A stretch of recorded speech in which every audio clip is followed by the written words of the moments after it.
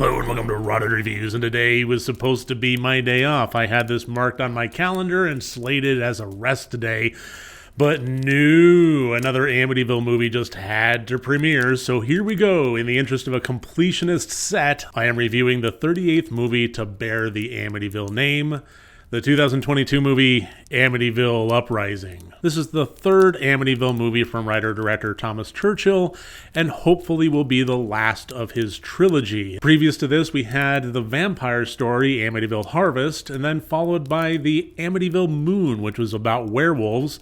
And this one is about zombies, because why not? This movie is primarily set at a police station in Amityville, New York, as we have a cavalcade of characters from cops to reporters to inmates to people just paying their traffic tickets, and they're all hunkered down because nearby a military base had an explosion releasing chemicals into the air, and now we have toxic acid rain that is falling and turning people into zombies.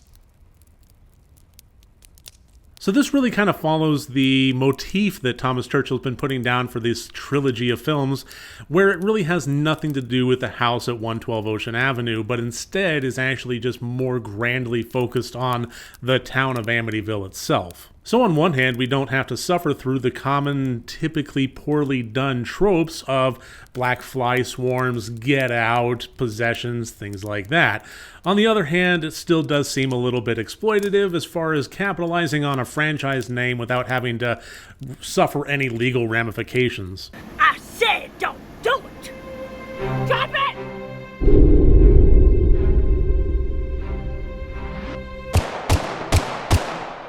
If this were just a Thomas Churchill zombies attack a police station movie with a generic title, I don't think that this one would have hit my eyeballs, but it's an Amityville movie, so yeah, here we go. So let's get into the things that I liked about this movie. There's not a lot of them, but even so, they did manage to surprise me. There's a lot of major technical issues in terms of filming, framing, sound design, things like that, well, it's not as bad as a lot of Amityville movies I've seen, but it still kind of shows that Thomas Churchill really isn't learning a whole lot of lessons as he's going down this road.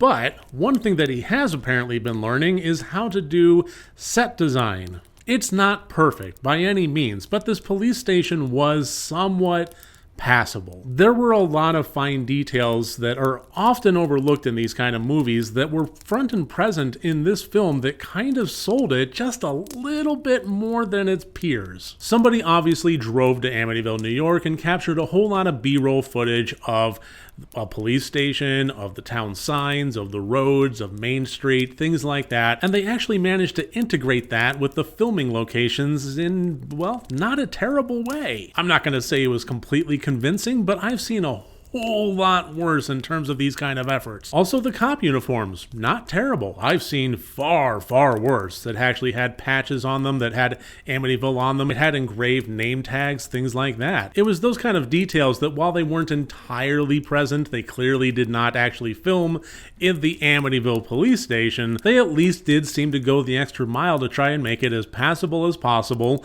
on the least amount of money as possible. And I applaud that. Credit where credit is due. I've often said that a low budget should not inspire laziness, but rather inspire creativity, and it kinda seems like, to a limited degree, that was happening with Amityville Uprising. Additionally, along those same lines, there were some pretty decent makeup effects going on here. Some of the zombie gore and melting skin and so forth, I'm not going to say it was believable, but it was fun. But I think that about covers what I liked about this movie. It's a small list, but I did want to make a specific point of mentioning it.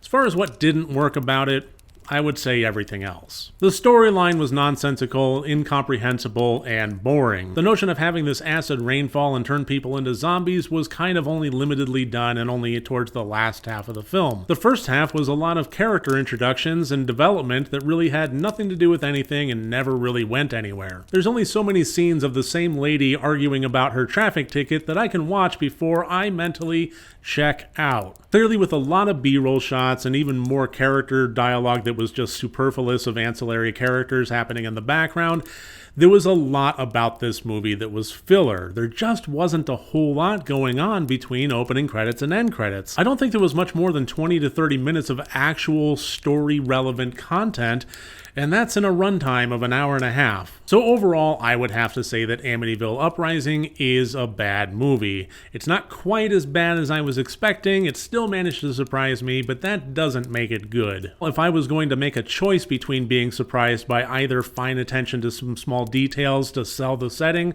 and some good makeup effects, or an interesting storyline with well-developed characters, I would much rather choose the latter. Instead, kind of went the former route, and while I appreciate that, it's still nothing that I can give a recommendation for. So that should about do it. Thank you for watching this review of Amityville Uprising. I do hope you enjoyed it. If you did, please click like and subscribe. That would really help me out a lot. Remember, next time you want to watch a horror movie, first make sure that it's good and rotted.